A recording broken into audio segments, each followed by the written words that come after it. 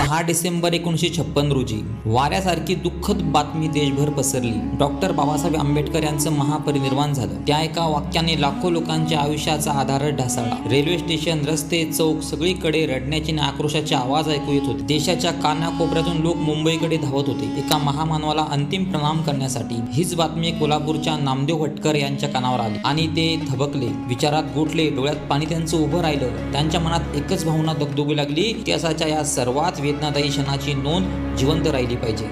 त्या काळात चित्रीकरण करणे म्हणजे स्वप्नासारखी गोष्ट। महागडे कॅमेरे होते, फिल्म रोल सुद्धा खूप महाग होते आणि हा सर्व खर्च सामान्य माणसाच्या आवाक्याबाहेर होता। नामदेवरावांकडे तेवढे पैसे नव्हते, पण त्यांच्याकडे एक गोष्ट होती, बाबासाहेबांवरील अपार प्रेम। त्यांनी स्वतःशी पक्क ठरवलं, काहीही झाले तरी चालेल, पण मी या महामानवाची अंतिम यात्राचं शूटिंग करणारच। आणि मग त्यांनी आयुष्य बदलून टाकणारा निर्णय घेतला।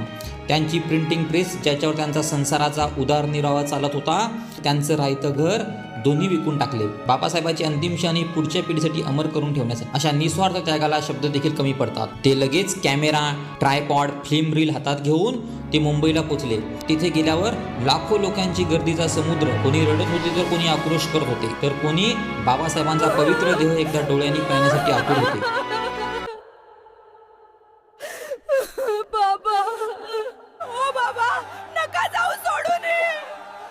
त्या गर्दीमध्ये नामदेवराव कधी ट्रायपॅड खांद्यावर तर कधी फिल्मची रील छातीशी घट्ट पकडून, कधी लोकांना बाजूला करत, कधी डोळ्यातून आलेले अश्रू पुसत शूटिंग करत होते। ते एकच प्रार्थना करत होते की हा इतिहासाचा क्षणाचं चित्रण हातातून जाऊ नये। बाबासाहेबांचं अंतिमविधीचं चित्रण ते करत होते। त्यांचे डोळे पाण्याने भरलेले होते, पण हात मात्र स्थिर, जणू नियतीने त्यांना हे काम देऊन पाठवलं होतं। प्रत्येक फ्रेम, प्रत्येक आवाज, प्रत्येक भाव ते जीवाभावाने बंदिस्त करत होते, कारण त्यांना जाणवलं होतं ही फक्त अंत्ययात्रा नाही, हा इतिहासाचा साक्षात्कार आहे आणि त्या क्षणाचा दस्तऐवज करणं हीच त्यांची खरी सेवा।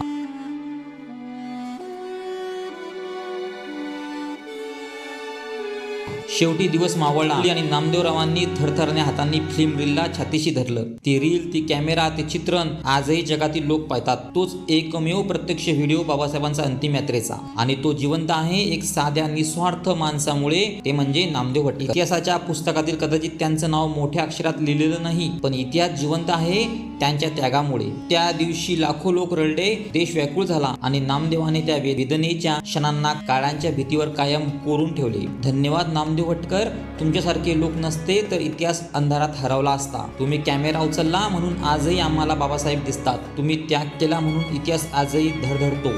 ही कथा केवळ एका माणसाची नाही, ही कथा श्रद्धेची, त्यागाची आहे। जय भीम।